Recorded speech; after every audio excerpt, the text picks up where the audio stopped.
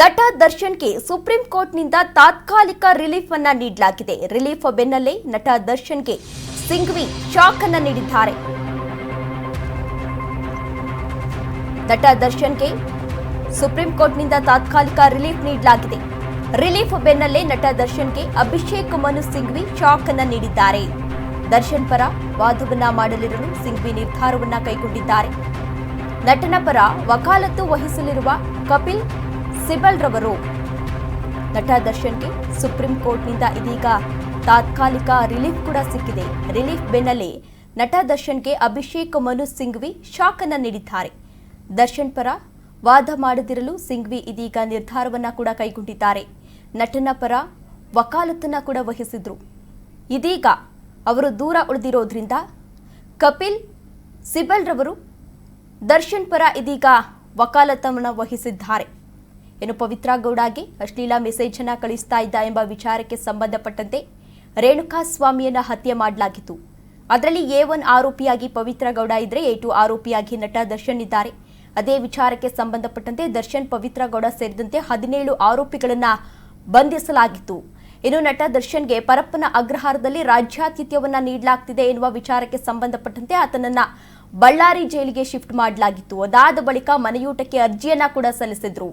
ಅರ್ಜಿ ತಿರಸ್ಕಾರ ಆಗಿತ್ತು. ಯಾಕೆಂದ್ರೆ ದರ್ಶನ್ ಒಬ್ಬರಿಗೆ ಮನೆಯೂಟವನ್ನ ನೀಡಿದ್ರೆ ಎಲ್ಲಾ ಕೈದಿಗಳು ಕೂಡ ಮನೆಯೂಟಕ್ಕೆ ಅರ್ಜಿಯನ್ನ ಸಲ್ಲಿಸ್ತಾರೆ ಎಂದು ಕೋರ್ಟ್ ಈಗಾಗಲೇ ನಿರಾಕರಣೆಯನ್ನ ಕೂಡ ಮಾಡಿತ್ತು. ಅದಾದ ಬಳಿಕ ಸರ್ಜರಿ ಮಾಡಿಸಬೇಕು, ನನಗೆ ಬೆನ್ನು ನೋವು ಇದೆ, ಆ ಹಿನ್ನೆಲೆಯಲ್ಲಿ ಸರ್ಜರಿ ಮಾಡಿಸಬೇಕು ಎಂದು ಷರತ್ತುಬದ್ಧ ಜಾಮೀನಿಗೆ ಅರ್ಜಿಯನ್ನ ಕೂಡ ಸಲ್ಲಿಸಿದ್ರು. ಅದಾದ ಬಳಿಕ 6 ವಾರಗಳ ಕಾಲ ನಟ ದರ್ಶನ್ಗೆ ಷರತ್ತುಬದ್ಧ ಜಾಮೀನನ್ನ ಮಂಜೂರು ಕೂಡ ಮಾಡಲಾಗಿತ್ತು.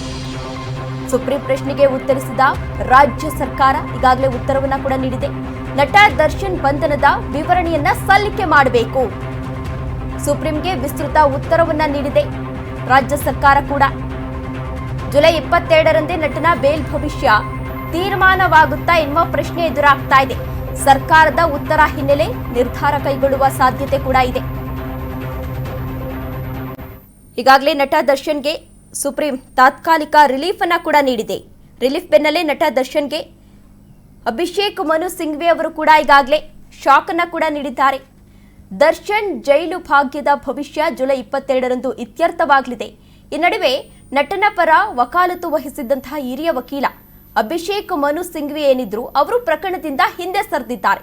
ಹಾಗಾದ್ರೆ ಅವ್ರು ಯಾಕಪ್ಪ ಹಿಂದೆ ಸರಿದ್ರು ಅಂತ ನೋಡೋದಾದ್ರೆ ಸಿಂಘ್ವಿ ಅವರ ಪುತ್ರ ರಾಜ್ಯ ಸರ್ಕಾರದ ಪ್ರಕರಣವನ್ನ ಮುನ್ನಡೆಸ್ತಾ ಇದ್ದಾರೆ. ಅದರಿಂದಾಗಿ ಸಿಂಘ್ವಿ ಅವರು ಈ ನಿರ್ಧಾರವನ್ನ ಕೂಡ ಕೈಗೊಂಡಿದ್ದಾರೆ. ದರ್ಶನ್ ಪ್ರಕರಣದಲ್ಲಿ ಅವರ ಪರ ಮುಂದಿನ ಬಾರಿ ಮತ್ತೋರ್ವ ಹಿರಿಯ ವಕೀಲ ಕಪಿಲ್ ಸಿಬಲ್ ರವರು ಕರಕ್ಕಿಳಿಯಲಿದ್ದಾರೆ.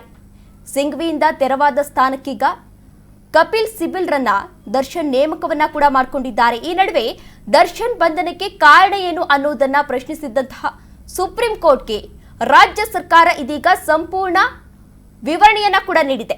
ಹೀಗಾಗಿ ಜುಲೈ 22ರಂದು ನಡೆಯುವ ವಿಚಾರಣೆ ದರ್ಶನ್ ಪಾಲಿಗೆ ನಿರ್ಣಾಯಕವಾಗಿರಲಿದೆ. ಅಷ್ಟೇ ಅಲ್ಲ, ಅವತ್ತು ದರ್ಶನ್ ಪರ ಕಪಿಲ್ ಸಿಬಲ್ ಕೋರ್ಟ್ನಲ್ಲಿ ಹಾಜರಾಗಲಿದ್ದಾರೆ. ಇನ್ನು ಸರ್ಕಾರ ಸುಪ್ರೀಂ ಪ್ರಶ್ನೆಗೆ ಉತ್ತರ ನೀಡಿರುವುದರಿಂದಾಗಿ ಅಂದೇ ಕೂಡ ಬೇಲ್ ಭವಿಷ್ಯದ ಅಂತಿಮ ತೀರ್ಪು ಕೂಡ ಹೊರಬೀಳುವ ಸಾಧ್ಯತೆಗಳಿವೆ.